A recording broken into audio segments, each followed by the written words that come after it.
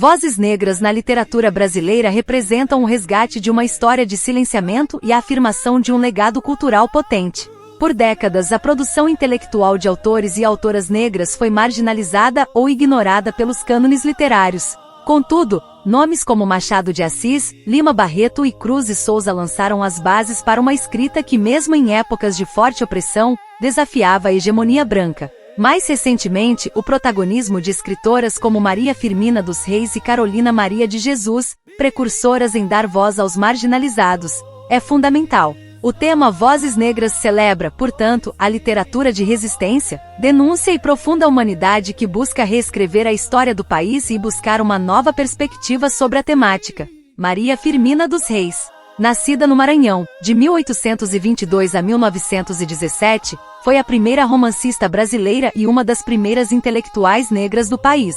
Trabalhou como professora. Obra. Seu romance Úrsula 1859 é considerado a obra precursora da temática abolicionista na literatura brasileira, dando voz e humanidade às pessoas escravizadas. Carolina Maria de Jesus, mineira de 1914 a 1977, que viveu grande parte da vida na favela do Canindé em São Paulo, como catadora de papel teve pouca educação formal, mas usou a escrita como instrumento de denúncia e sobrevivência. Obra. Quarto de Despejo, Diário de uma Favelada, 1960, é um marco da literatura memorialista e de denúncia social, no qual relata a miséria, a fome e o cotidiano da favela sob a perspectiva de uma mulher negra. Conceição Evaristo, nascida em Belo Horizonte, 1946, trabalhou como empregada doméstica na juventude, formando-se em letras e tornando-se mestra e doutora. É uma ativista reconhecida. Obra. Criadora do conceito de escrevivência escrita que nasce da vivência e da experiência coletiva, sua obra, como Ponce a Vicêncio e Olhos d'Água, é marcada pelo lirismo, pela condição da mulher negra, questões étnicas e de gênero.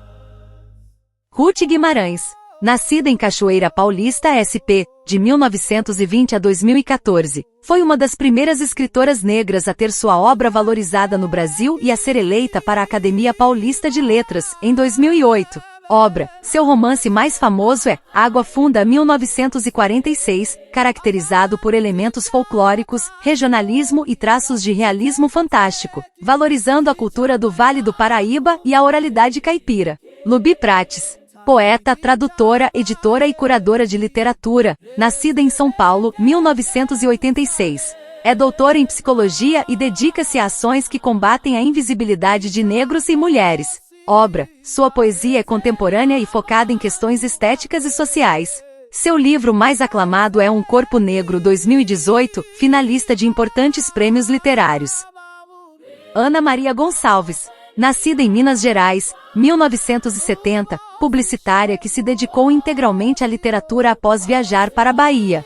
Foi a primeira mulher negra a se tornar imortal da Academia Brasileira de Letras, ABL. Obra. Consagrada pelo romance Um Defeito de Cor 2006, que reconta a história do Brasil a partir da diáspora africana e da escravidão, sob a perspectiva de uma africana traficada. Machado de Assis, nasceu no Rio de Janeiro, de 1839 a 1908, de origem humilde. Foi tipógrafo e funcionário público, e fundou a Academia Brasileira de Letras, ABL. É o maior nome da literatura brasileira. Obra. Suas obras realistas, como Memórias Póstumas de Brás Cubas e Dom Casmurro, são marcadas pela ironia, pessimismo, objetividade e profunda análise psicológica da elite burguesa carioca com forte crítica social. Cruz e Souza, nascido em Santa Catarina, de 1861 a 1898, filho de escravos alforriados. Sofreu forte preconceito racial e lutou contra a escravidão e o racismo. Faleceu jovem vítima de tuberculose.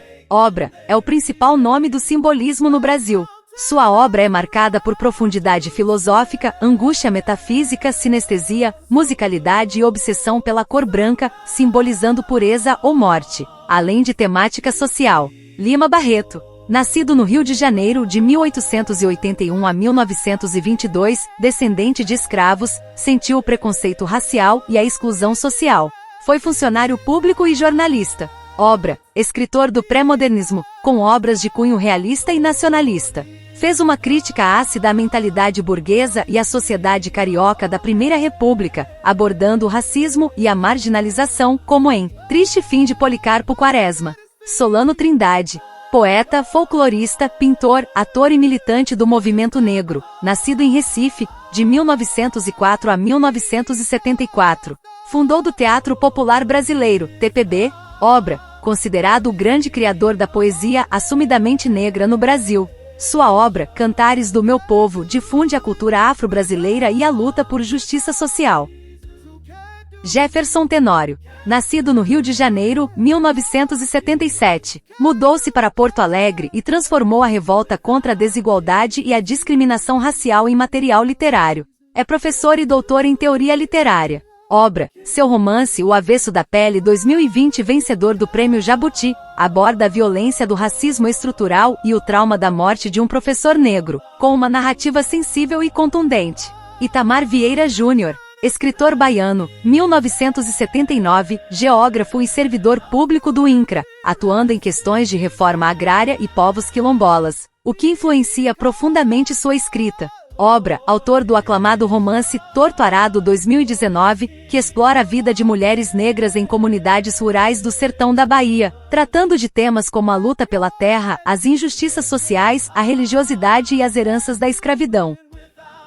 A literatura das vozes negras não é apenas um nicho temático, mas sim um movimento de transformação e reparação histórica que enriquece a identidade nacional. Autores contemporâneos como Itamar Vieira Júnior, Jefferson Tenório e Lubi Prates continuam a expandir as fronteiras da ficção, do conto e da poesia, mantendo um olhar crítico sobre as estruturas sociais, o racismo e a desigualdade. Ao dar visibilidade a essas obras, a sociedade brasileira reconhece a diversidade de sua formação e a urgência de uma perspectiva antirracista. As vozes negras são, em última análise, a consciência crítica da nação e o futuro plural da nossa literatura.